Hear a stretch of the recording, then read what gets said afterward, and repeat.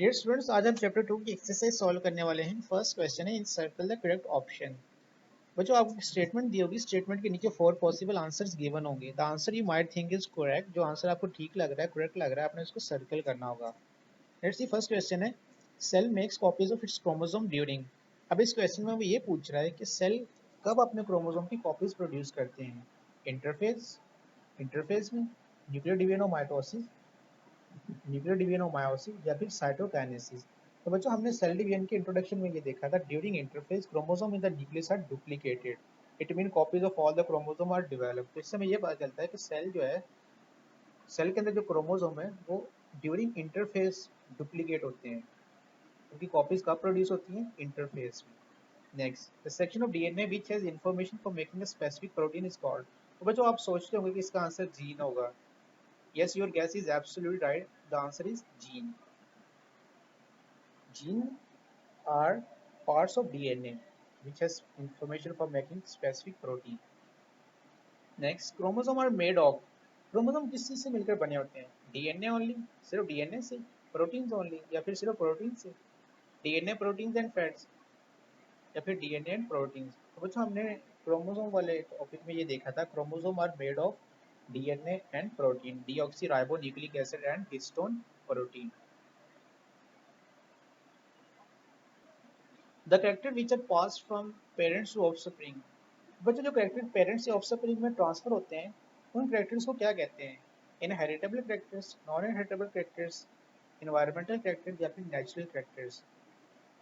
Yes, तो answer क्या है बच्चों? Inheritable character, the character which are transmitted from one generation to another generation from parents to offspring are called inheritable characters like skin color, hair color, intelligence, height. Okay, an event that occurs during interphase.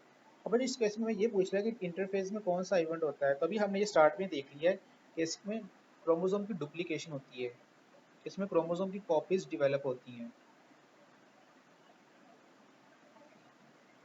Reduction of chromosome take place during. अब इस question में ये पूछ रहा है कि chromosome की reduction कब होती है। अब बच्चों, हमने ये देखा है सेल डिवीजन की 2 टाइप्स है, मायोटोसिस एंड मायोसिस। मायोटोसिस में तो नंबर ऑफ क्रोमोसोम सेम रहते हैं, और मायोसिस में नंबर ऑफ क्रोमोसोम रिड्यूस हो जाते हैं, हाफ होते हैं। और फिर हमने नेक्स्ट ये भी देखा था कि जो मायोसिस है, इसमें सेल 2 दफ़ा डिवाइड होता है। क्लियर? इसकी 2 डिवीजन है, मायोटिक 1 एंड मायोटिक 2। सबसे पहले 1 से 2 सेल और फिर 2 से 4 सेल बनते हैं। अब इसमें जो नंबर ऑफ क्रोमोसोम है वो किस फेज में कम होते हैं? The number of chromosome is reduced in meiotic 1 division. Clear? तो meiotic 1 division में जो नंबर ऑफ क्रोमोसोम है वो रिड्यूस हो जाते हैं, और जो meiotic 2 division है वो सेम माइटोसिस जैसी होती है। In humans, the sperm has 23 chromosome. Egg cell has.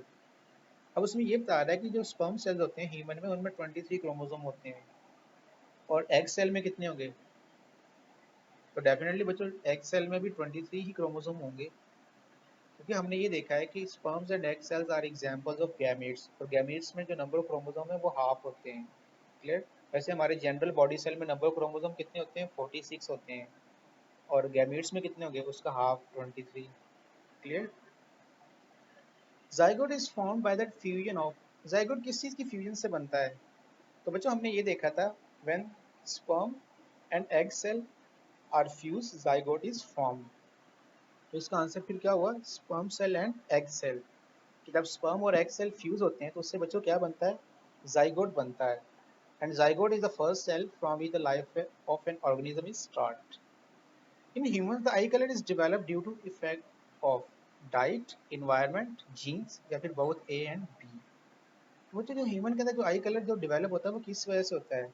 तो बच्चों, हमने ये देखा जो आई कलर है ना, वो एक इनहेरिटेबल कैरेक्टर है, और जो इनहेरिटेबल कैरेक्टर है उनको कौन कंट्रोल करता है? पेयर ऑफ जीन्स कंट्रोल करते हैं। तो फिर इसका आंसर क्या हुआ? Genes. The answer is genes. और बच्चों, इस चैप्टर के बाकी जितने एक्सरसाइज के जितने भी क्वेश्चंस हैं, short questions, column, long question, उन सारों का सॉल्यूशन मैंने एजू पेज पे अपलोड कर दिया है, तो आप लोग वहाँ से उनका आंसर देख सकते हैं। अगर फिर भी आप लोग को डिफिकल्टी फील करें, let me know, then I will guide you. Okay, अल्लाह हाफिज़।